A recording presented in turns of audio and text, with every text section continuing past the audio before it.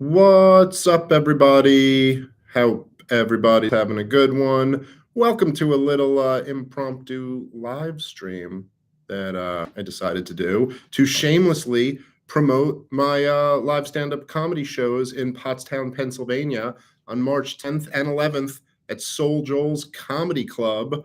Looking forward to going out and doing that one. How are you guys in the chat? Let me know. Do I sound okay? Everything coming out good? Oh, yeah. What's up, Fat Dave? Yeah, Tower Gang was fun. Always a fun time doing that show. Always enjoy the ridiculousness of by the way, I've this is my first time going out to Soul Joel's Club in Pennsylvania, and some of you guys may know the story when Jay got assaulted out there last time. I was supposed to do it. It was supposed to be me and Lewis co-headlining, and I had something come up, and I had to cancel it like last minute.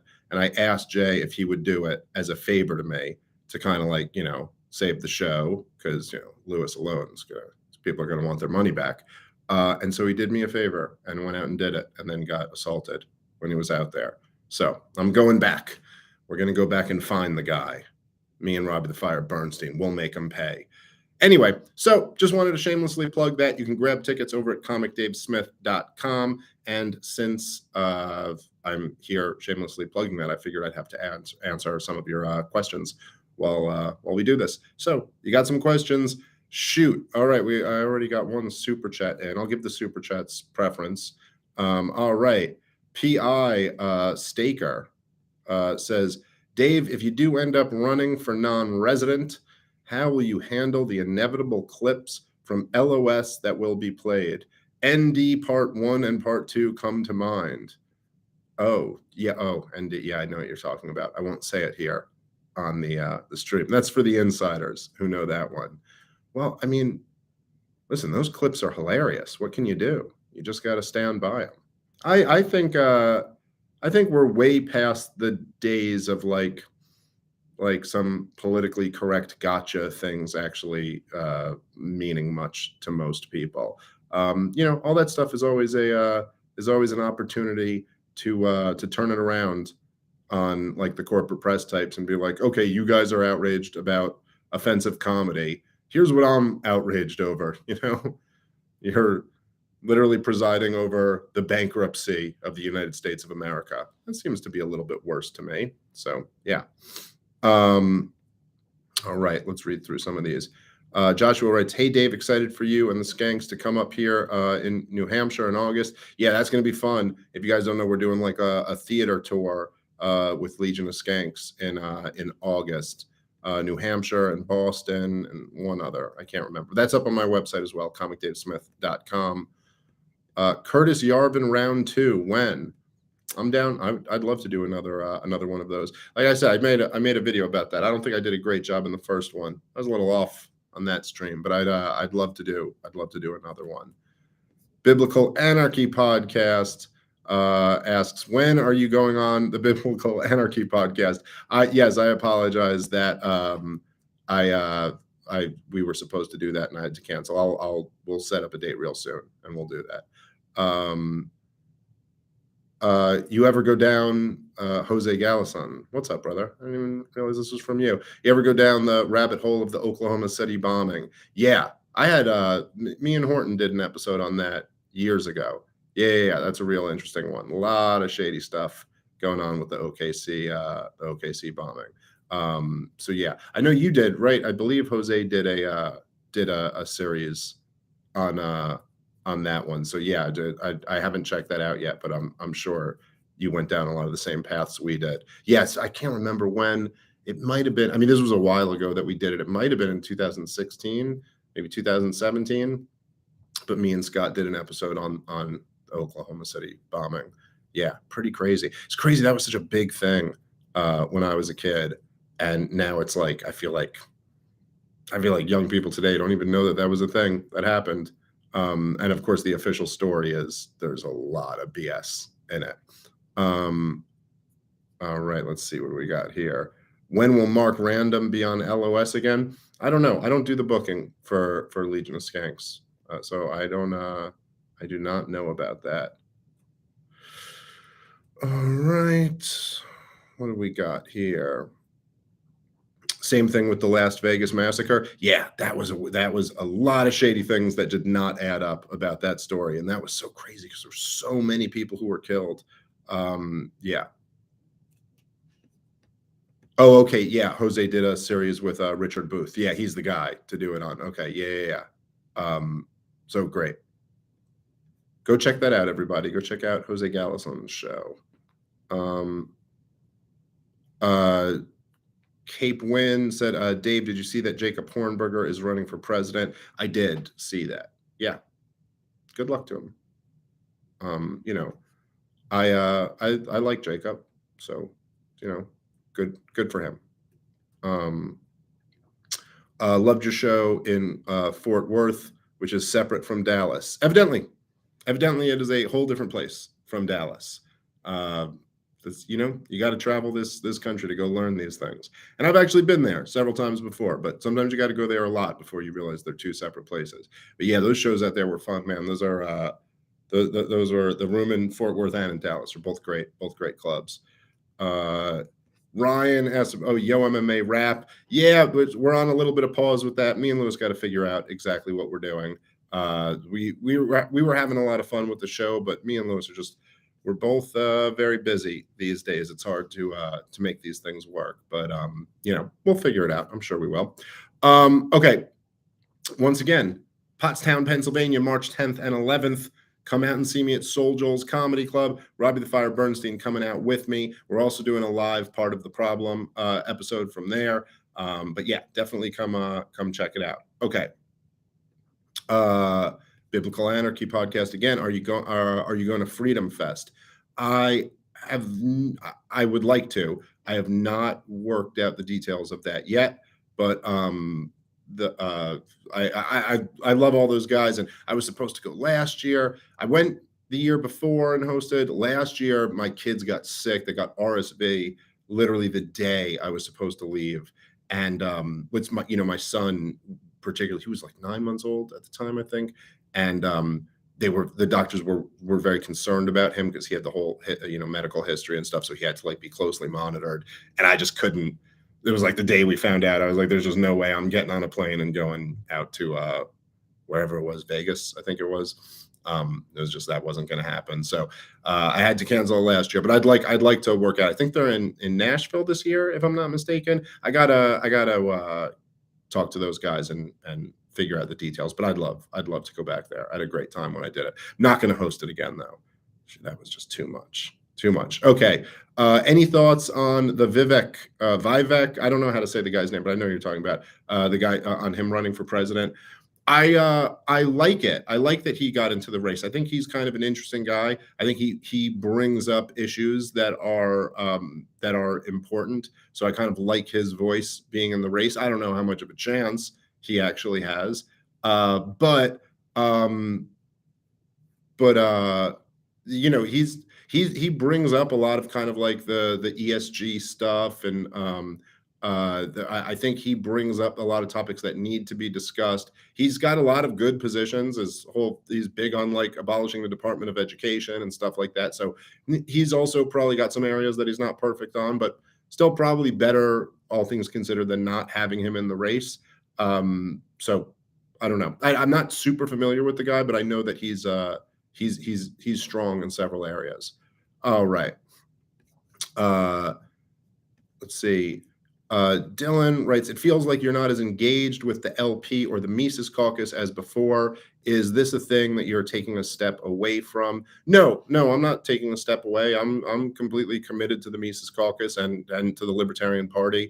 Those are my people, and I think there's a lot of big things coming up in the future. I think that there was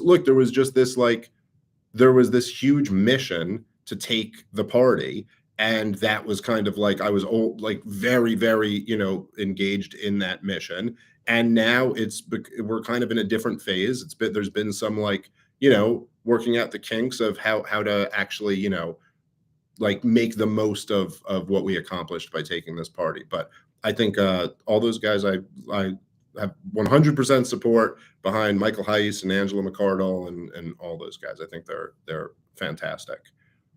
Hold on one second.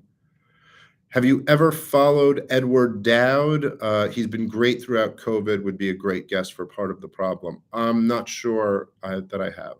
I don't know. I'll look into him. Ending Ukraine war justify a vote for GOP? It kind of, I'm not exactly sure what you're asking. Would if a Republican was very strongly running on ending the war in Ukraine, well, that'd be pretty great. So, you know, I'd have to see exactly what it looked like and exactly what the situation was. Okay. Adam writes, it's okay if you don't want to run for president. Part of the problem being a comic dad, better use of your time, just help keep the LP candidates accountable. Ron Paulian enough. Well, yeah, for sure. Listen, if I'm not the guy running, then I'll be the guy doing that. I mean, I'm not going away, and you know, that's what I've always done anyway, right? So I've always done that, and I've always been growing my platform and my audience. So I'll always be doing that with just to a bigger audience. So that's, of course, that's the whole point. I mean, look, if you're this is one of the beautiful things of running for president on the Libertarian Party ticket, no matter who it is, right? Like whether it's me or somebody else or anybody, is that you are unencumbered by having to play the game. Like that's the whole thing. You don't have to play the stupid game. You know you have no real shot of winning, and so you're there to just tell all of the truths, which is fun if you just let it. Like that's liberating.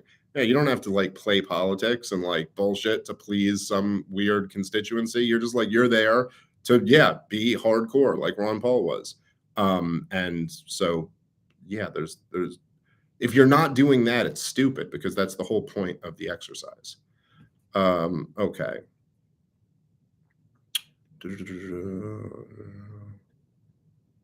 Hold on one second. Sorry, this thing jumps around a lot. Need you to get a show at Joe Rogan's new club in Austin. It looks badass. Yeah, it does. It looks awesome. I was just talking to Joe about that. So trying to make something happen there. I'm very excited to go down to Austin and play that club. That's going to be, I mean, that's going to be like the club. It's just a guarantee. That's going to be like the club in the country. Okay.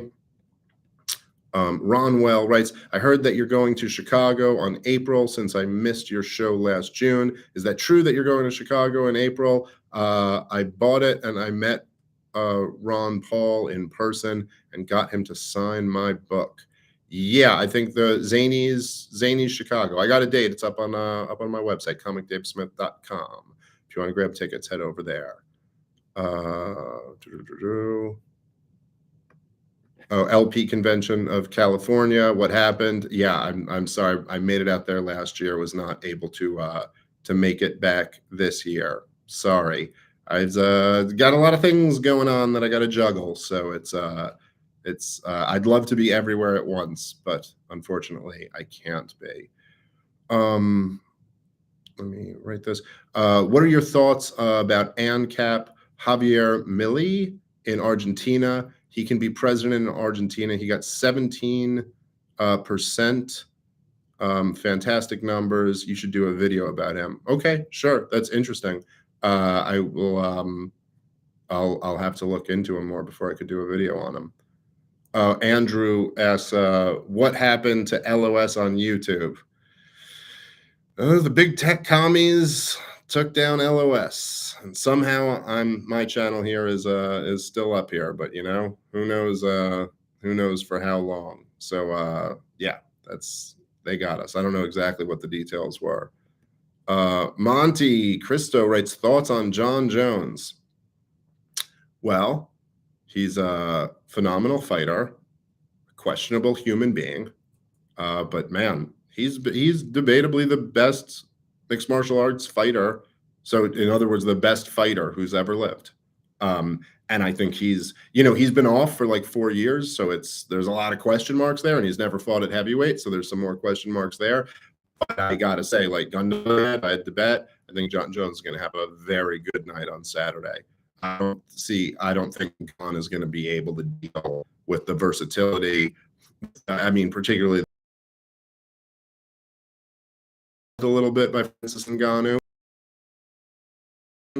But Francis Ngannou can take you down.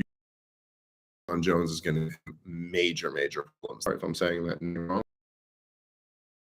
It says, I went to the anti-war rally. This might be, is my internet having some problems? Okay, he says, I went to the anti-war rally in Washington, D.C. It was like being at the Oscars. Scott Horton was chatting next to me. Tulsi Gabbard walked by, then Ron Paul, Jimmy Dore. Just as a social event, it was great in addition to the cause. That's awesome, man. That's really awesome. It was a great thing that the Libertarian Party was able to do that and was able to partner up with the Forward Party and all those guys. It's cool. It was a real cool thing to see, people with radically different views all coming together around this one, most important issue, which just to have some common sense on it was just great. Let me see. Hold on. Joshua writes another super chat. When I was studying in Russia just prior to COVID, people really seemed to have this impression that war with the U.S. was inevitable, a class of national souls. I hope that they were wrong. Do you think there's a chance to reconcile? Well, I mean, there's a chance. That unfortunately, it would require Washington, D.C. not being so insane. And so, I mean, I think the truth is that if there was a will for reconciliation, I think it would be fairly easy to do. Just like start negotiating right now, and it's gonna the first thing that would have to be accepted is that Russia is not going to. There's just no plausible scenario in this war where Russia's going to have some total defeat and be driven back into Russia and give up every inch of Crimea and the Donbass region. That's just not going to happen. And if people were willing to accept that, I think it would be fairly easy to reconcile. But yeah, it's a real dangerous situation. So yeah. Are you going to make any of the Take Human Action tour events? Also open invitation to the LPWV events. Well, thank you for that invitation. And yes, I will be at some of those events. Definitely the one in New York City coming up on I want to say it's the first week in April. Double check me on that. Is there an objective argument for property rights versus other rights? Why does someone have more of a right to not be taxed than not be destitute? Yes, there is an objective argument for it. There's several different ways to kind of get there, but it's the idea of a right is something that is something that you can do that would be immoral for you to be stopped from doing. The idea of being destitute, in other words, like a right, like the concept of rights is a right, say whatever, you have freedom of speech or something like that. Well, if you were on a desert island tomorrow, you still have freedom of speech. You can say whatever you want to. It may not mean as much, but you still have it. If you were on a desert island, you don't have some right not to be destitute. The idea of a right not to be destitute puts an obligation on others to do something for you. Being destitute is the natural state, right? So it's now you're placing an obligation on others, whereas the idea of a natural right is that it's just something you have a right to do. It's not an obligation on anyone else. And are there objective arguments for property rights? Well, yeah, there's lots. I mean, for one, people need property. And so, there's we all need to use things. And so as long as we can agree that we prefer peace to violence, then we need to come up with some system of who has the right to use certain things. And then you come up with okay, well, if you're accepting that it's preferable to have peace over violence, then okay, you want to have rules where there's the least amount of conflict. And then you get to the point where you have to assign property rights to people. Whatever. I mean, there's a whole read some Hans Hermann Hoppe. He's got a whole bunch of great objective arguments for all this stuff. Nugs writes, Dave, do you have shows in Florida coming up? Yeah, I got Tampa coming up, I think in May. Go check my site, comicdavesmith.com. And yes, I have a show in Tampa. I'm trying to get some more Florida gigs going. Top Lobster writes, hi, Dave. What's up, Top? Good to hear from you, brother. Chris says, I'm excited for you to finally come to Soul Joel's. I was there for the Big J Assault and the live LOS with Ryan Shanner. Third time's the charm. Hell yeah, dude. I'm looking forward to it. This is going to be a fun one. All right. Mikey from South Philly writes, the Donnie campaign video you played on Part of the Problem. He's running on ending Ukraine war. If this war is the most important issue, does it justify a vote? Well, it's if you wanted to persuade me or other people like me to vote for Donald Trump, I think that video was a good start. I think it would probably take more than that. But you know, we'll have to see. I mean, he's got to not just say it once, but convince us that he's really serious and actually going to do it. But yeah, you bring up an argument. If in theory there was a Republican who you genuinely believed, let's say we genuinely believed was going to end this policy like day one, then yes, there'd be a very strong argument for supporting those guys. But we're still a long way from that. Ray Ancap writes, Christopher Cantwell is out of prison. When will you have him on? Also have Nick Fuentes on again. I don't know. I don't know. I don't have any plans of having either of those guys on, but I'm not opposed to it. You know, perhaps if I felt it made sense or there was something interesting to talk about. So I don't know. PI Staker writes, pick a VP, Big J or Lewis. I mean, I think you got to, you know, here's the thing. Big J doesn't bring that much to the table as a vice president. There's you know, he's just not going to bring much to the table politically. Lewis will get things done, but he also comes with the price tag of being a psychopath who, you know, might cause some problems. So I'm a roll the dice guy, and I would probably go with Lewis. Why not? Let's make this White House interesting. MK Ultra Lord writes, predictions for how the new ATF pistol brace ruling will play out. It will make millions of felons.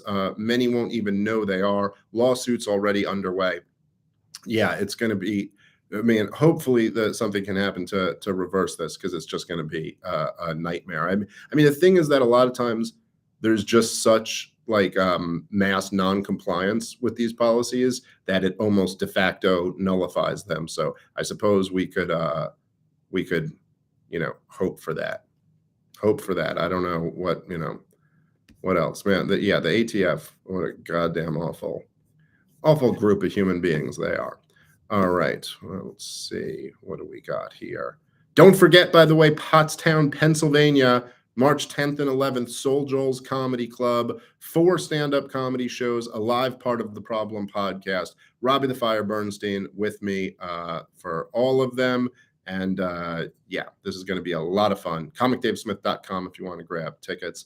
Somebody asked, Brandon asked, thoughts on Lori Lightfoot? Yeah, I was just seeing that earlier today. She got like blown out from what I saw, right? That's great. Screw her. She was one of the worst. Dave, are you ever coming to Pennsylvania? I feel like you're either trolling me or you're really missing the point of all of this. Soul Joel's Comedy Club, March 10th and 11th. Come on out. All right, what else do we got here?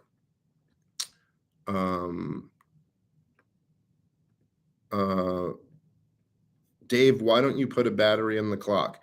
Because I set it up and didn't put a battery in the clock when I first put it on the wall. And then it just seemed funnier not to. What's the point? Do you guys at home really need to know the time that I'm recording this? Like, I don't know. So yeah, it just seems funnier to make people drive people crazy with it. I'm building a new studio, and we're going to be moving this whole setup over there in the next couple weeks anyway. So this is just temporary, although it went a little bit longer than I thought it would. Turns out construction projects don't always happen exactly on the time frame that you wanted them to, which is surprising. Um, all right, let's keep going. Uh, all right, so thoughts on Whitney Webb as a possible interview? Yeah, I'd be down. Sure, let's do it. As I've established over the years, I'll talk to just about anybody. But yeah, I'd be down to have that conversation. Um, Matt said it's right twice a day. That's right. That's the great way to think about it. It is right twice a day. It's fucking pretty good. All right. Let's see. Liberty Lockdown. My boy Clint Russell says he loves and misses me, which is always nice to hear. I also love and miss you.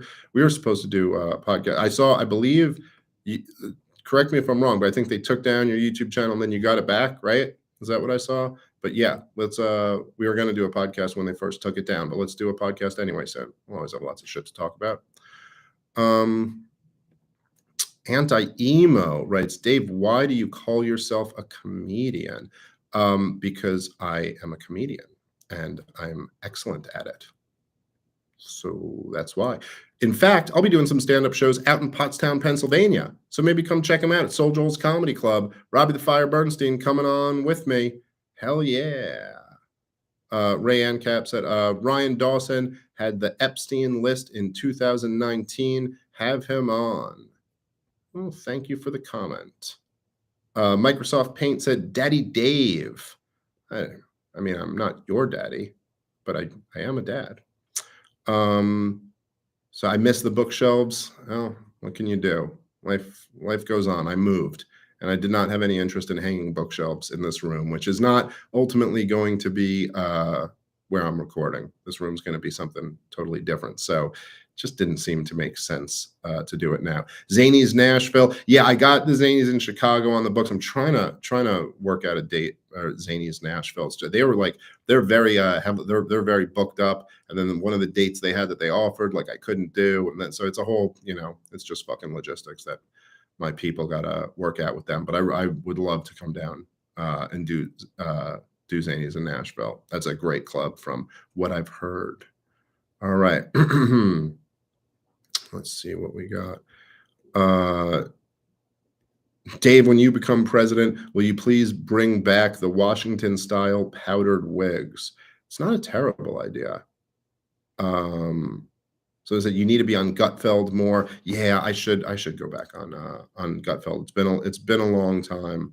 But yeah, we should go check that out. All right, I got to wrap up in a second here. So let me read a couple more questions, and then I'm going to get out of here. Don't forget, Pottsville, Pennsylvania, Soul Joel's Comedy Club, 4 stand-up comedy shows, a live part of the Problem podcast. Robbie the Fire Bernstein coming with me. If you're in the area, come on out. It's going to be a fun time.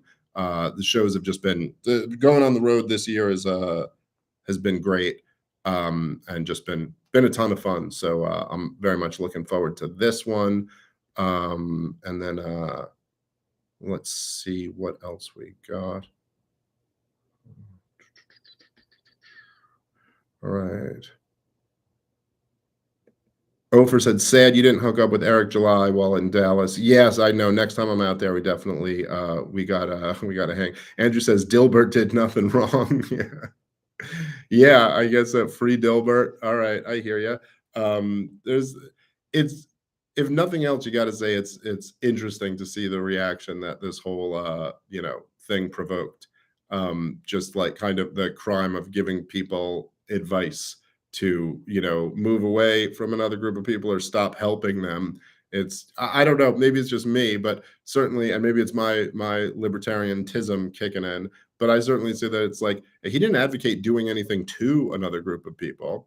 He just advocated not doing anything for them and moving away from them. Now, feel however you feel about that. If you don't want to do it, you don't have to do it. But I don't know. Look, clearly he also knew he was saying something very provocative and kind of knew it was going to have this reaction. But the dude's got fu money, so he can do what he wants to do. All right, let me read this last super chat, and then we'll get out of here. Saul says, I think of Elon as one of the greatest heroes of our time, given his extensive use of government contracts and things like that. Do you disagree with this? Well, there's I don't know, there's different ways to look at this. Like, I think there are certain people who have the attitude that they're like, look, this is the game and I'm going to play the game to the best of my ability. And I understand why people do that. I don't love the government contract stuff. I don't know a ton of the details of exactly what type of government contracts he had, but what he's done with Twitter has been really, like, he really, let's just say he landed a big punch against this, like, neoliberal progressive establishment. And it's not often that big punches get landed on them. And when it does happen, it's pretty damn cool. And it's a really huge thing. I'm not saying it's perfect, but it's a really huge thing that, like, Twitter was taken from these guys. That's a big goddamn deal. And I don't think Twitter, it's perfect. There's things that I'd like there's things I'd like to him to do on Twitter that he's not done, but it's definitely better. Twitter's much better since he's taken over. And again, like I said, I think it's just important that it's like, there's this thing about, I was just talking about this with Michael Malice. I just recorded a show with him.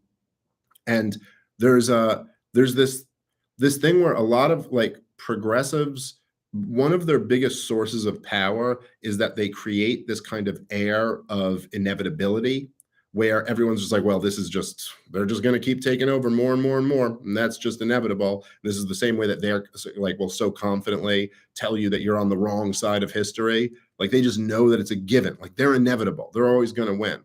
And one of the reasons why that they freak out so much about things like Brexit or Trump getting elected or Elon Musk buying Twitter is because it like really, like, creates a big hole in this narrative of their inevitability. It's like, none of these things were supposed to happen. Like, Europe was supposed to become, you know what I mean? Like, the EU was supposed to only grow and grow and grow. England wasn't supposed to get out of it. And Donald Trump wasn't supposed to be elected president. And Elon Musk was like, social media was just supposed to continue in this direction of more and more content moderation and censorship. And so there's just something so valuable about when something like that happens. It lets a lot of, like, dissidents just realize, like, oh, it doesn't have to go this way. They don't have to win. That's not written in stone anywhere. Okay, on that thought, I'm going to wrap this up. Thanks for hanging out with me for a little bit, guys. Yeah, I'll talk to you soon. Pottstown, Pennsylvania, March 10th and 11th. Come on out. Soul Joel's Comedy Club, comicdavesmith.com for tickets. Talk to you guys soon. Have a good day, everybody. Peace.